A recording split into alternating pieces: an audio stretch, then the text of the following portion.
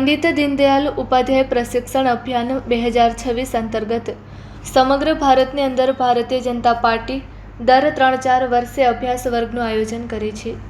વિવિધ વિષયો સાથે વિવિધ દિવસોના વર્ગો થતા હોય છે। સમગ્ર ગુજરાતમાં અભ્યાસ વર્ગો મંડળ કક્ષાના પૂર્ણ થઈ ચૂક્યા છે। ત્યારબાદ આ મહિનાથી સમગ્ર ગુજરાતના તમામ જિલ્લાઓમાં અભ્યાસ વર્ગોનો પ્રારંભ થયો છે। તે પૈકી આજે કચ્છ જિલ્લાનો અભ્યાસ વર્ગ ભુજ મધ્યે આયોજિત થયો હતો, જેમાં ભારતીય જનતા પાર્ટીના અધ્યક્ષ જગદીશભાઈ વિશ્વકર્માના હસ્તે પ્રારંભ થયો છે। જે વર્ગ 11 સત્રો યોજાશે, જેમાં અલગ અલગ વિષયો તેમજ અલગ અલગ વક્તાઓ રહેશે, જેનો હેતુ કાર્યકર્તાનું નિર્માણ અને રાષ્ટ્ર પ્રત્યે પ્રથમ જવાબદારીના ભાવ સાથે આ કાર્યક્રમો થતા હોય છે। વધુમાં આવો સાંભળીએ તેઓના શબ્દોમાં। પંડિત દીનદયાલ ઉપાધ્યાય પ્રશિક્ષણ અભિયાન 2026 અંતર્ગત સમગ્ર ભારત વર્ષની અંદર ભારતીય જનતા પાર્ટી દર 3-4 વર્ષે અભ્યાસ વર્ગનું આયોજન કરતી હોય છે। એ અભ્યાસ વર્ગ શક્તિ કેન્દ્ર મારફત, ત્યાંથી મંડળ, ત્યાંથી જિલ્લો, ત્યાંથી પ્રદેશ અને રાષ્ટ્રીય, આમ વિવિધ તબક્કાઓ પર વિવિધ વિષયો સાથે વિવિધ દિવસોના વર્ગો થતા હોય છે। સમગ્ર ગુજરાતની અંદર અભ્યાસ વર્ગો મંડળ કક્ષાના પૂર્ણ થઈ ગયા છે। ત્યારબાદ આ મહિનાથી સમગ્ર ગુજરાતના તમામ જિલ્લાઓમાં 42 જિલ્લાઓની અંદર અભ્યાસ વર્ગોનો પ્રારંભ થયો છે।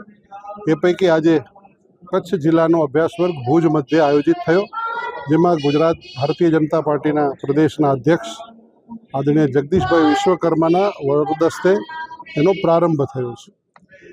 આ વર્ગ આજે પ્રારંભ થયો છે એ આજની રાત, આવતીકાલનો આખો દિવસ અને પરમદાડે 2 સત્રો, કુલ મળીને 11 સત્રો આખા યોજાશે।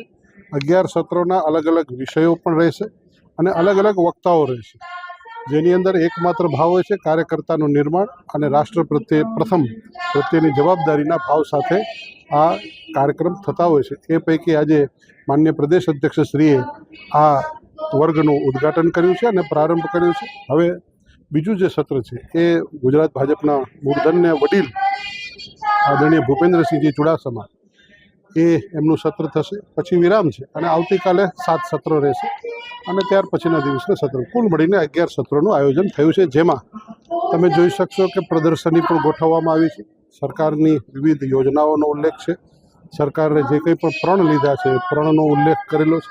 એટલે કાર્યકર્તાઓનું ઘડતર કરવું અને એક કાર્યકર્તા સમાજ પ્રત્યે સમર્પિત રહી અને કાર્યકર્તા સામાન્ય વ્યક્તિની જે કંઈ પણ જરૂરિયાત છે એ પૂરી કરવા માટે પોતાનું દાયિત્વ નિભાવે, એના માટેનો પ્રયાસ ભારતીય જનતા પાર્ટીનો રહેલો છે।